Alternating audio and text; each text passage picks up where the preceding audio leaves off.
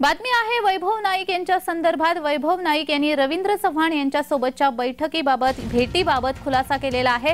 रवींद्र चव्हाणांसोबत विकास कामासंदर्भात भेट झाली। आमची ही भेट गुप्त नव्हती, खुलेआम होती। रवींद्र चव्हाणांसोबत झालेल्या भेटीवर वैभव नाईकांनी हे उत्तर दिलेलं आहे।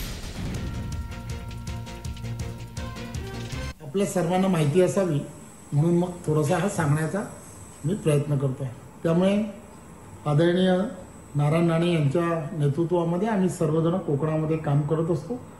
त्यामुळे कोणताही लोकप्रतिनिधीला किंवा कोणत्याही नेत्याला जर भारतीय जनता पार्टीमध्ये प्रवेश करायचा असेल तर आम्ही बावनकुळे साहेब, त्याचबरोबर आदरणीय देवेंद्रजी आणि आदरणीय नारायण राणे साहेब यांना विचारल्याशिवाय करत नाही, असंच मी प्रत्येकाला सांगत असतो।